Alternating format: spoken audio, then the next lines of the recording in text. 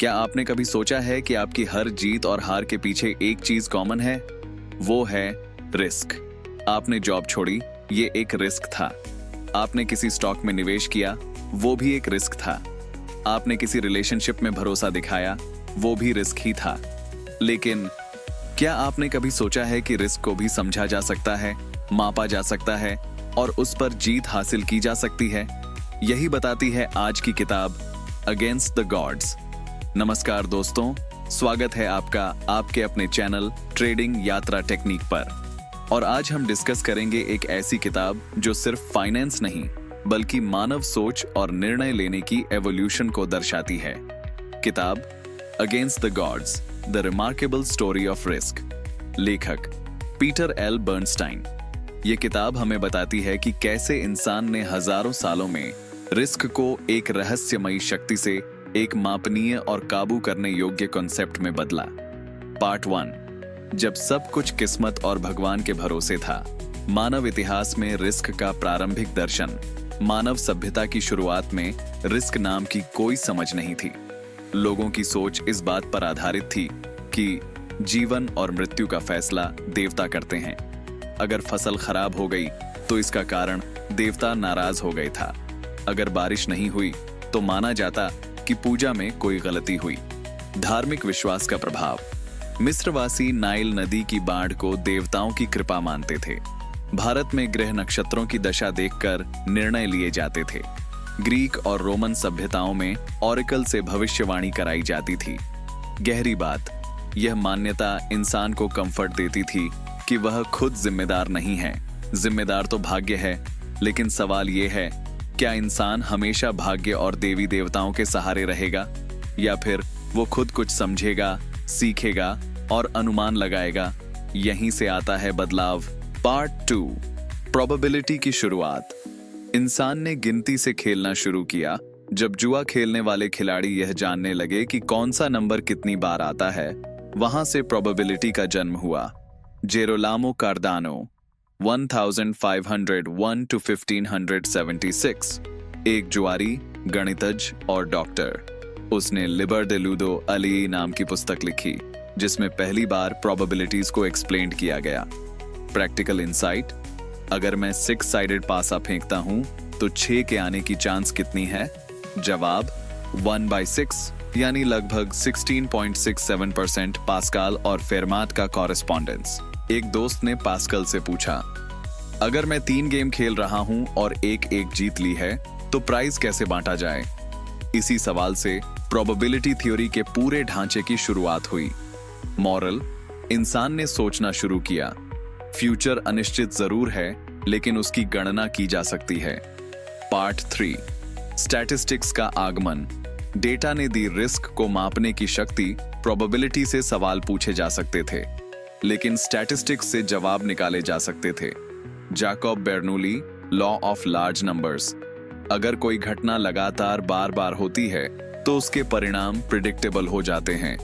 Example, अगर आप coin 10 बार उछालते हैं तो 5 बार हेड आने की उम्मीद है, लेकिन यह सर्टेनिटी नहीं। लेकिन अगर आप 10,000 बार उछालते हैं तो करीब 5,000 बार हेड आएगा। यह है law of large numbers. Francis Galton और Karl Pearson correlation, regression analysis, variance जैसे टूल्स दिए जो आज रिस्क मॉडलिंग का आधार हैं। Thomas Bayes, Bayesian probability. यदि कोई नई जानकारी मिलती है तो पुराने अनुमान कैसे बदलते हैं? एप्लीकेशन, स्टॉक मार्केट में नए क्वार्टर रिजल्ट्स आने के बाद भविष्य की उम्मीदें बदल जाती हैं। यही बायजियन थिंकिंग है। पार्ट 4, रिस्क और वेल्थ, सफलता की कीमत। पीटर बर्नस्टीन बार बार ये बात दोहराते हैं, जो रिस्क नहीं लेता वो वेल्थ नहीं बना सकता। इन्वेस्टिंग एग्जाम्पल, फिक्स्ड डिपॉजिट में पैसा डालना सुरक्षित है लेकिन रिटर्न कम। इक्विटी मार्केट में वॉलेटिलिटी ज्यादा है लेकिन लॉन्ग टर्म वेल्थ भी यहीं बनती है। केस स्टडी, 2000 में इन्फोसिस के आईपीओ में 9500 का निवेश 2020 तक 2 करोड़ से ज्यादा बन गया। लेकिन 2001, 2008 और 2020 की गिरावटें झेलनी पड़ी। यही रिस्क है। बर्नस्टाइन कहते हैं, रिस्क दुश्मन नहीं, एक जरूरी साथी है। बिना रिस्क के प्रोग्रेस मुमकिन नहीं।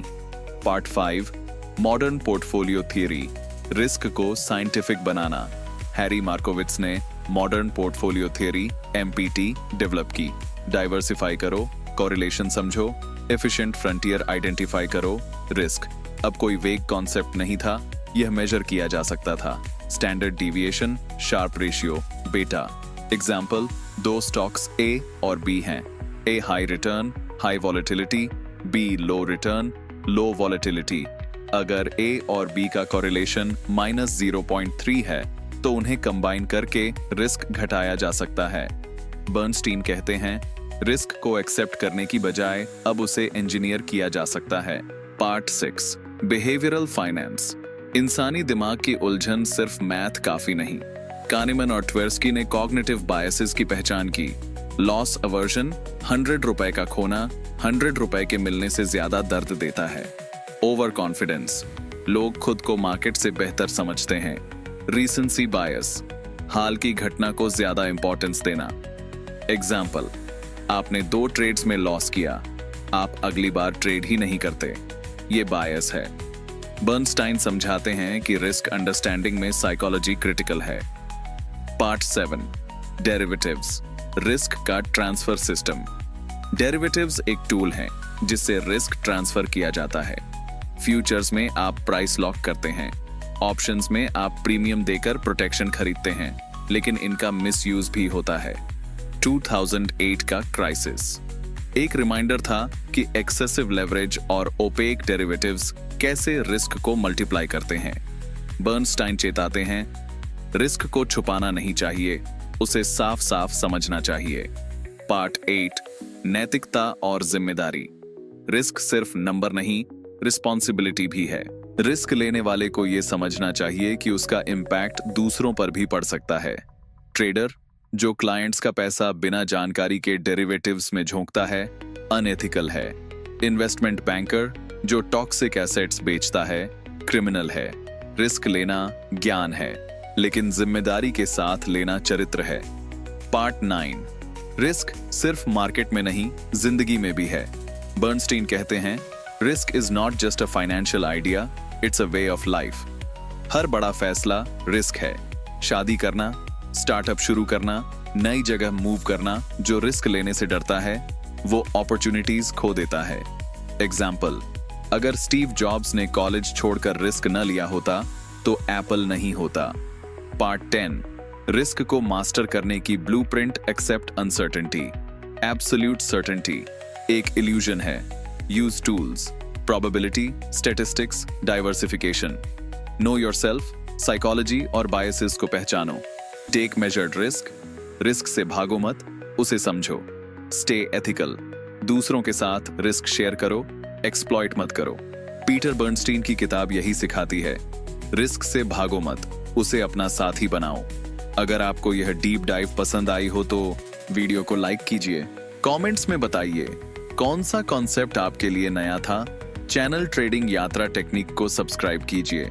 रिस्क को हम अक्सर एक डर के रूप में देखते हैं, लेकिन पीटर बर्नस्टीन की यह किताब बताती है, रिस्क कोई राक्षस नहीं, वो एक अवसर है।